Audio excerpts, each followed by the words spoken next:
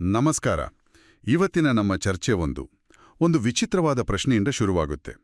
ಅಂದ್ರೆ, ದೊಡ್ಡ ದೊಡ್ಡ ಪವಾಡಗಳನ್ನು ಕಣ್ಣಾರೆ ಕಂಡ ಮೇಲೂ ನಮ್ಮ ನಂಬಿಕೆ ಯಾಕಲುಗಾಡುತ್ತೆ?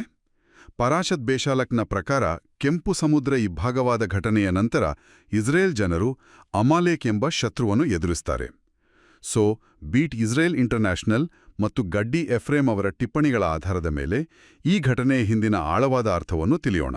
ಹೌದು, ಇದು ನಿಜಕ್ಕೂ ತುಂಬಾನೇ ಆಳವಾದ ಪ್ರಶ್ನೆ. ಯಾಕಂದ್ರೆ ಅಮಾಲೇಕ್ನ ದಾಳಿ ಇದೆಯಲ್ಲ, ಅದು ಕೇವಲ ಹೊರಗಿನಿಂದ ಬಂದ ಶತ್ರುವಿನ ದಾಳಿಯಾಗಿರ್ಲಿಲ್ಲ. ಅದು ಅವರೊಳಗಿನ ಸಂಘರ್ಷದ ಒಂದು ರೀತಿ ಪ್ರತಿಬಿಂಬವಾಗಿತ್ತು.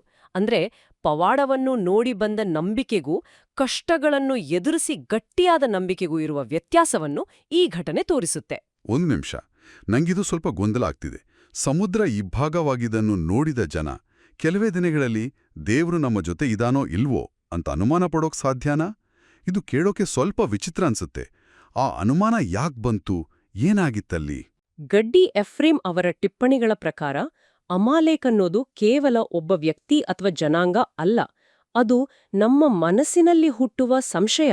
ಓ, ಹಾಗಾದ್ರೆ ಈ ಕತೆ ಕೇವಲ ಒಂದು ಐತಿಹಾಸಿಕ ಯುದ್ಧದ ಬಗ್ಗೆ ಅಲ್ಲ, ಇದು ನಮ್ಮ ಒಳಗಿನ ನಂಬಿಕೆ ಮತ್ತು ಸಿನಿಕತನದ ನಡುವಿನ ನಿರಂತರ ಹೋರಾಟದ ಸಂಕೇತ, ಹೌದಲ್ವೇ? ಖಂಡಿತ. ಇಲ್ಲಿ ಒಂದು ಕುತೂಹಲಕಾರಿ ಸಂಖ್ಯಾಶಾಸ್ತ್ರದ ನಂಟಿದೆ. ಹೀಬ್ರೂವಿನಲ್ಲಿ ಜೆಮಾಟ್ರಿಯಾ ಅಂತ ಕರೀತಾರೆ. ಅಂದ್ರೆ ಪ್ರತಿ ಅಕ್ಷರಕ್ಕೂ ಒಂದು ಸಂಖ್ಯಾ ಮೌಲ್ಯ ಇರುತ್ತೆ. ಅಮಾಲೇಕ್ ಪದದ ಒಟ್ಟು ಮೌಲ್ಯ 240. ಆಶ್ಚರ್ಯ ಅಂದ್ರೆ ಸಫೆಕ್ ಅಂದ್ರೆ ಸಂಶಯ, ಅದರ ಮೌಲ್ಯವು 240. ನೋಡಿ, ಅಮಾಲೇಕ್ ದೇವರನ್ನು ನೇರವಾಗಿ ನಿರಾಕರಿಸುವುದಿಲ್ಲ, ಬದಲಿಗೆ ನಂಬಿಕೆಯ ಬಿಸಿಯನ್ನ, ಆ ಉತ್ಸಾಹವನ್ನ ತಣ್ಣಗಾಗಿಸ್ತಾನೆ. ಹೇಗೆ? ಒಂದು ಉದಾಹರಣೆ ಇದೆಯಾ? ಇದೆ. ಕುದಿಯುವ ನೀರಿನ ಪಾತ್ರೆಗೆ ಎಲ್ಲರೂ ಹೆದರುತ್ತಿರುವಾಗ ಒಬ್ಬ ದುಮುಕಿ ತಾನು ಸುಟ್ಕೊಂಡ್ರೂ ಪರವಾಗಿಲ್ಲ ಅಂತ ನೀರನ್ನ ಇತರರಿಗೆ ತಣ್ಣಗಾಗಿಸ್ತಾನಲ್ಲ, ಹಾಗೆ. ಅದ್ಭುತ. ಪದಗಳ ಮತ್ತು ಸಂಖ್ಯೆಗಳ ನಡುವೆ ಇಂತಹ ಆಳವಾದ ಸಂಬಂಧ ಇರ್ಬೋದು ಅಂತ ಊಹಿಸೋಕ್ಕೂ ಕಷ್ಟ. ಹಾಗಾದರೆ ಈ ಸಂಶಯವನ್ನ ಅವರು ಹೇಗೆ ಸೋಲಿಸಿದ್ರು?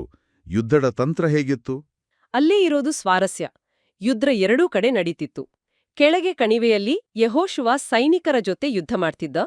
ಅದೇ ಸಮಯದಲ್ಲಿ ಮೇಲೆ ಬೆಟ್ಟದ ಮೇಲೆ ಮೋಸೇಸ್, ಆರನ್ ಮತ್ತು ಹೂರ್ ನಿಂತು ಪ್ರಾರ್ಥಿಸ್ತಿದ್ರು.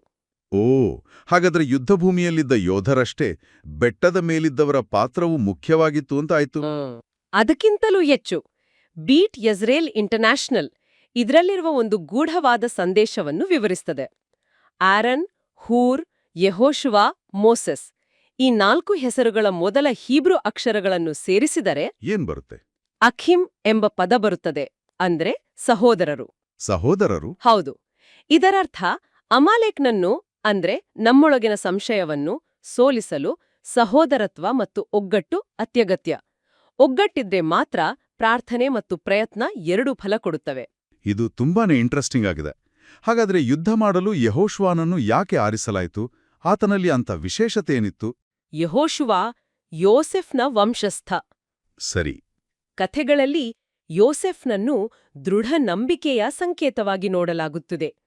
ಎಷ್ಟೇ ಕಷ್ಟ ಬಂದರೂ, ಈಜಿಪ್ಟ್ನಲ್ಲಿ ಒಬ್ಬಂಟಿಯಾಗಿದ್ದರೂ ಆತ ತನ್ನ ನಂಬಿಕೆಯನ್ನು ಬಿಡಲಿಲ್ಲ. ಹಾಗಾಗಿ ಸಂಶಯದ ಮೂರ್ತರೂಪವಾದ ಅಮಾಲೇಕನನ್ನು ಎದುರಿಸಲು ದೃಢನಂಬಿಕೆಯ ವಂಶದ ಯೆಹೋಶುವನೇ ಸರಿಯಾದ ವ್ಯಕ್ತಿ. ಸರಿ. ಇದೊಂದು ನಂಬಿಕೆ ಮತ್ತು ಸಂಶಯದ ನಡುವಿನ ನೇರ ಹೋರಾಟ. ನಿಖರವಾಗಿ. ಹಾಗಾದರೆ ಇದೆಲ್ಲದರ ಒಟ್ಟು ಸಾರಾಂಶ ಏನು? ಅಮಾಲೇಕ್ ಕೇವಲ ಒಂದು ಪ್ರಾಚೀನ ಶತ್ರುವಲ್ಲ, ಅದು ಇವತ್ತಿಗೂ ನಮ್ಮ ಜೊತೆಗಿರುವ ಒಂದು ಶಕ್ತಿ ಅಂತನಾ? ಹೌದು. ಅಮಾಲೇಕ್ ಅನ್ನೋದು ನಮ್ಮ ಮನಸ್ಸಿನಲ್ಲಿರುವ ಸಂಶಯ, ನಮ್ಮನ್ನು ವಿಭಜಿಸುವ ಶಕ್ತಿ ಮತ್ತು ನಮ್ಮ ಆಧ್ಯಾತ್ಮಿಕ ಉತ್ಸಾಹವನ್ನು ಕಡಿಮೆ ಮಾಡುವ ನಿರಾಸಕ್ತಿ. ಬೀಟ್ ಇಸ್ರೇಲ್ ಇಂಟರ್ನ್ಯಾಷನಲ್ ಪ್ರಕಾರ ಈ ಹೋರಾಟವನ್ನು ಗೆಲ್ಲಲು ಕೇವಲ ಹಳೆಯ ಘಟನೆಗಳನ್ನು ನೆನಪಿಸಿಕೊಂಡರೆ ಸಾಲದು. ಒಗ್ಗಟ್ಟು, ಟೋರಾ ಅಧ್ಯಯನ ಮತ್ತು ದಯೆಯ ಕಾರ್ಯಗಳ ಮೂಲಕ ನಮ್ಮ ನಂಬಿಕೆಯನ್ನು ಕೃತಿಯಲ್ಲಿ ತೋರಿಸಬೇಕು. ಅಂದ್ರೆ ನಂಬಿಕೆ ಕೇವಲ ಒಂದು ಭಾವನೆಯಾಗಿ ಉಳಿಯಬಾರದು, ಅದು ಕ್ರಿಯೆ ಆಗಬೇಕು. ಹೌದು, ನಿಖರವಾಗಿ. ಯಾವಾಗ ನಂಬಿಕೆ ಕ್ರಿಯೆಯಾಗುತ್ತದೆಯೋ, ಯಾವಾಗ ಜನ ಒಗ್ಗಟ್ಟಿನಿಂದ ನಿಲ್ಲುತ್ತಾರೋ, ಆಗ ಮಾತ್ರ ಸಂಶಯ ದೂರವಾಗುತ್ತದೆ ಮತ್ತು ದೇವರ ಸಿಂಹಾಸನ ಪೂರ್ಣಗೊಳ್ಳುತ್ತದೆ ಅಂತ ಹೇಳ್ತಾರೆ. ನಮ್ಮ ನಡುವಿನ ಒಗ್ಗಟ್ಟೇ ಆ ಸಿಂಹಾಸನದ ಅಡಿಪಾಯ. ಕೇಳುಗರಿಗೆ ಒಂದು ಅಂತಿಮ ಆಲೋಚನೆ.